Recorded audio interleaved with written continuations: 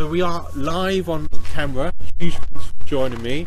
I'm not sure if you're going to see much of me in the video, but huge thanks to James and Ricky for joining me. I know you've been on holiday in New York, Ricky. Yep, yeah. But we're not in New York right now. We're here in Nuneaton. So it's the first time I've been to Nuneaton. Huge thanks for joining me. You know, this is an interesting project which we're located at, and it's about a 15-minute drive from Nuneaton to this beautiful site. Look, let's look historically at how you came together to create this partnership. And you know, it's amazing how the transformation in the last 18 months has been as well. So I think you were saying off before we went to do this video, you've gone from 0 property development to, is it 100 in terms of planning or actually physically being built on this site, which was Nuneaton. You mentioned also Banbury as well, Northampton, and there's probably another site as well. Yeah. Look, it's not just about sites though, it's about identifying how you came together. And you came together partially because you met at a property networking meet. Now, you have different roles in Darlow Hemphill. So yourself, Ricky, you're more involved in the business brand, growing the brand, the marketing, the investors, investor relations as well.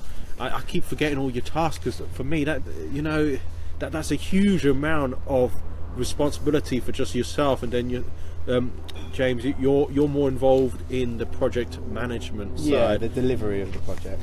So, you know, there's a huge amount of questions I've got, you know, looking at particularly at the PM side, looking about how you recruit, how you tender. But do you want to just explain to the listeners first? I've really rambled on. It's 0 to 100. Why property development when you had nice, relaxing jobs? Well, that's just it. Yeah, there wasn't nice, relaxing jobs, to be honest. So we were construction managers working for some major companies in the UK, probably top 10 companies. But if anyone knows who's been in the corporate world, the higher you go, the more stress you go, the more blood they want from you. They pay you for it, but it wasn't what both of us wanted to do. So I was building a buy-to-let portfolio on the side over 10 years, and James had been doing a bit as well, but we didn't know each other. As you say, we met through a property networking event in Northampton, and we both had very similar aspirations to get into major new build developments and go full time. Why new build rather than what you've seen a lot in London, the likes of Martin Skinner, who's done a huge amount of PD.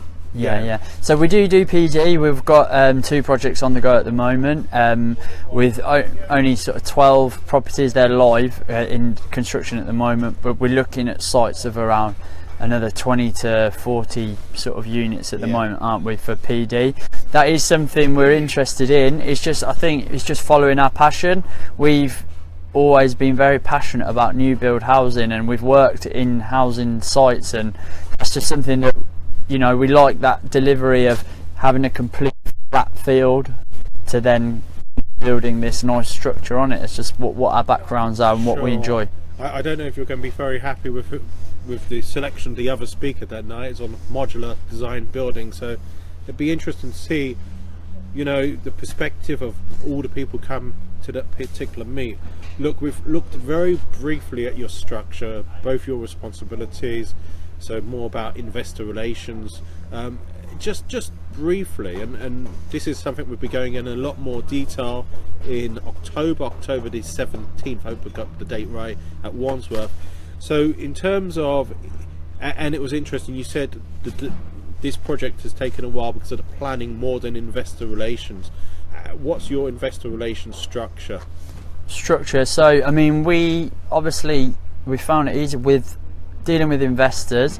Is you need to get the site first agreed, so you get it through, you find the site that you want, you agree it with either the landowner, the vendor, the agent, whoever it is that you're purchasing it with.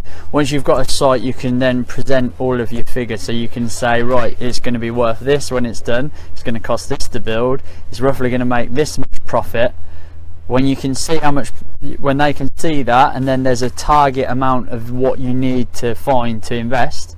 So say this site was about £300,000 we needed to raise for it. So once you've got that target amount, something in your head, and then you can then present that to various people, either high net worth individuals that want a great return, like we give a really good return on this, and we enjoy making their money grow with us, or you can find more people that say have got money in ISAs, things like that, that are earning 2%, we can pay them 10%, you know, so it's a huge amount of or a certain amount. I don't think we're allowed on camera to say what percentage. Right. Yeah. I think also I'd just like to add to that, it's important when, especially in the earlier stages, like Ricky was saying, to just let as many people know what you're actually doing and getting that project out there, isn't it? Because social media, you never know who's watching and who's people paying interest into that, and, you know, it broadens your horizon of how many people is actually out there that, well, potential investors. Look, we were exploring the team. Now you can hear the team behind us as well. Yeah. And it was fascinating just this morning, just spending time with you over coffee, and just looking at some of the key people who are part of this team in Nuneaton. So we were discussing your site manager, for example. We were discussing your QSs, architects, all your tradespeople.